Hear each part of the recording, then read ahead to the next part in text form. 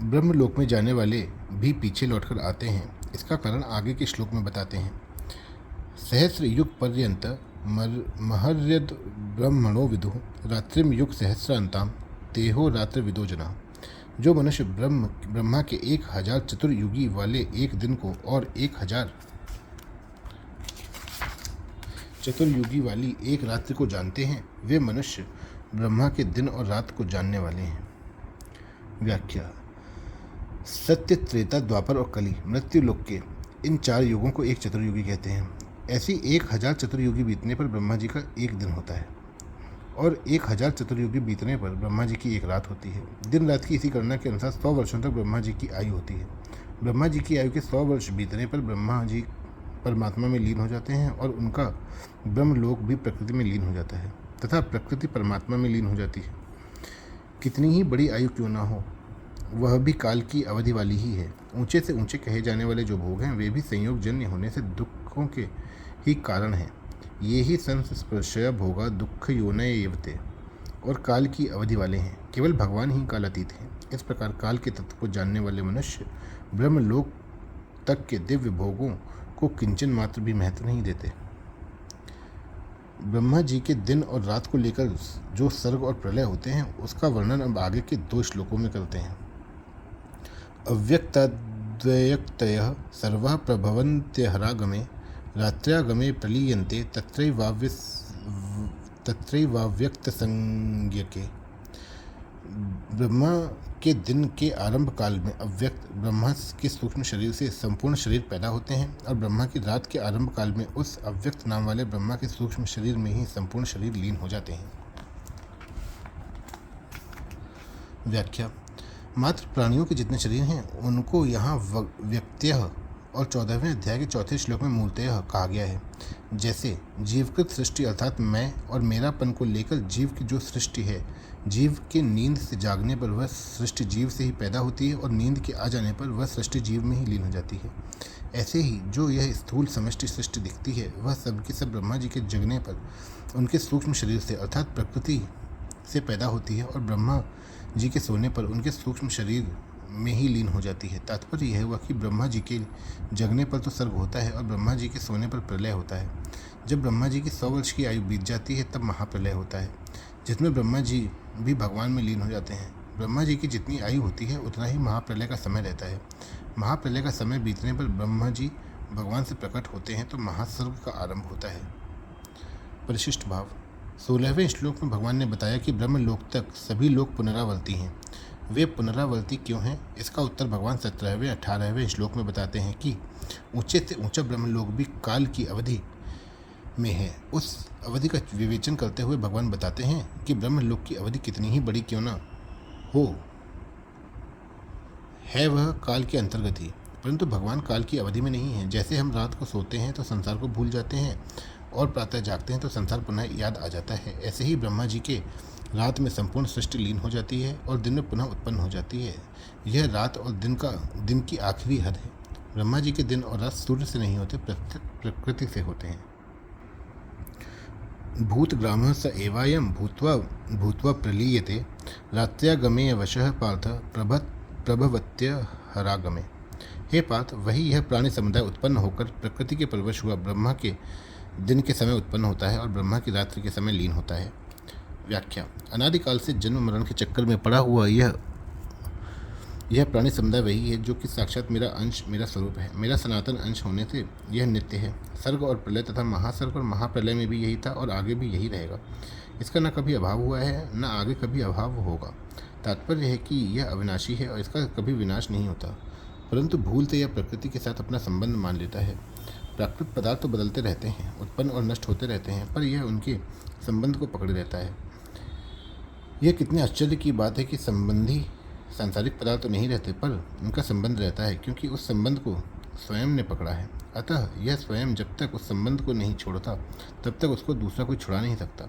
उस संबंध को छोड़ने में यह स्वतंत्र है, सबल है। वास्तव में यह उस संबंध को रखने में सदा परतंत्र है, क्योंकि वे पदार्थ तो हरदम बदलते रहते हैं, पर यह नया नया संबंध पकड़ता रहता है। जैसे बालकपन को इसने नहीं छोड़ा और न छोड़ना चाहा, पर वह छूट गया। ऐसे ही जवानी को इसने नहीं छोड़ा, पर वह छूट गई। और तो क्या, यह शरीर को भी छोड़ना नहीं चाहता, पर छूट जाता है। तात्पर्य यह हुआ कि प्राकृतिक पदार्थ तो छूटते ही रहते हैं, पर यह जीव उन पदार्थों के साथ अपने संबंध को बनाए रखता है, जिससे इसको बार बार शरीर धारण करने पड़ते हैं, बार बार जन्मना मरना पड़ता है। जब तक यह उस माने हुए संबंध को नहीं छोड़ेगा, तब तक यह जन्म मरण की परंपरा चलती ही रहेगी, कभी मिटेगी नहीं। भगवान के द्वारा अकेले खेल नहीं हुआ, एकाकी न रमते। तो खेल खेलने के लिए अर्थात प्रेम का आदान प्रदान करने के लिए भगवान ने इस प्राणी समुदाय को शरीर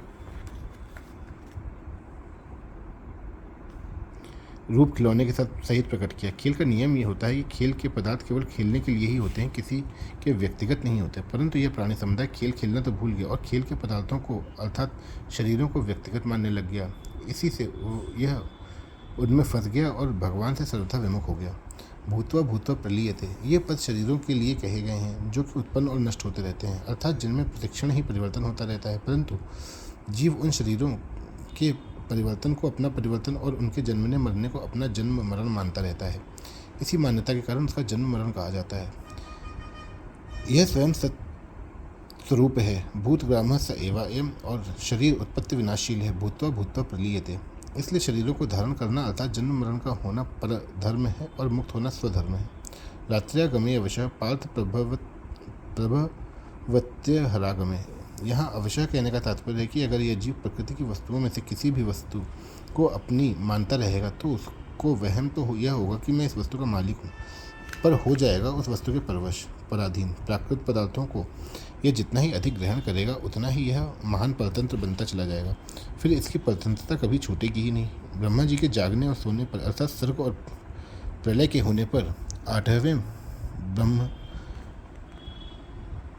होने पर, ब्रह्मा जी के प्रकट और लीन होने पर अर्थात महासर्ग और महाप्रलय के होने पर तथा वर्तमान प्रकृति के परवश होकर कर्म करते रहने पर भी यह जीव जन्मना और मरना तथा कर्म करना और उसका फल भोगना इस आफत से कभी छूटेगा ही नहीं। इससे सिद्ध हुआ कि जब तक परमात्मा की प्राप्ति नहीं होती, बोध नहीं होता और यह प्रकृति के संबंध को नहीं छोड़ता, तब तक परतंत्र होने के कारण यह दुख रूप जन्म मरण के चक्कर से छूट नहीं सकता। परंतु जब इसकी प्रकृति और प्रकृति जन्य पदार्थों की परवशता मिट जाती है, अर्थात इसको प्रकृति के संबंध से सर्वथा रहित अपने शुद्ध स्वरूप का बोध हो जाता है, तो फिर यह महासर्ग में भी उत्पन्न नहीं होता और महाप्रलय में भी व्यथित नहीं होता। सर्गे अपि नोपजायन्ते प्रलय न व्यथन्ति च। मूल में परवशता प्रकृति जन्य पदार्थों को महत्व देने, उनको स्वीकार करने में ही है। इस परवशता को ही कहीं काल की, कहीं स्वभाव की, कहीं कर्म की और कहीं गुणों की परवशता के नाम से कहा गया है। इस प्राणी समुदाय की यह परवशता तभी तक रहती है जब तक यह प्राकृतिक पदार्थों के संयोग से सुख लेना चाहता है। इस संयोग जन्य सुख की इच्छा से ही यह पराधीनता भुगता रहता है और ऐसा मानता रहता है कि यह पराधीनता छूटती नहीं, इसको छोड़ना बड़ा कठिन है। परंतु यह परवशता इसकी ही बनाई हुई है, स्वतः नहीं है, अतः इसको छोड़ने की जिम्मेवारी इसी पर है। इसको यह जब चाहे तभी छोड़ सकता है। परिशिष्ट भाव, एक विभाग बदलने वाले संसार का है और एक विभाग न बदलने वाली चिन्मय सत्ता का, जो अनादिकाल से जन्म मरण के प्रवाह में पड़ा हुआ है।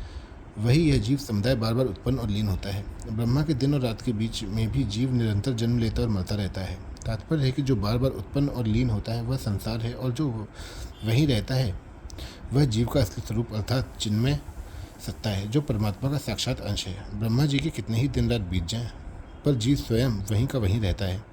चिन्मय सत्ता अर्थात स्वयं में स्वीकार अथवा अस्वीकार करने की सामर्थ्य है। इस सामर्थ्य का दुरुपयोग करने से अर्थात जड़ता को स्वीकार करने से ही वह जन्मता मरता है। कारणम गुण संयोग से सद्यो निजन्मसु। यदि वह इस सामर्थ्य का दुरुपयोग ना करे तो उसका जन्म मरण हो ही नहीं सकता। अतः जीव का खास पुरुषार्थ है जड़ता को स्वीकार न करना, अर्थात अपने स्वरूप में स्थित होना अथवा अपने अंशी भगवान के शरण में होना। जड़ता में अर्थात देश काल वस्तु व्यक्ति क्रिया अवस्था परिस्थिति में परिवर्तन होता है, अपने में कभी परिवर्तन नहीं होता। यह मनुष्य का अनुभव है। परंतु ऐसा अनुभव होते हुए भी मनुष्य सुख आसक्ति के कारण जड़ता से बंधा रहता है, जिससे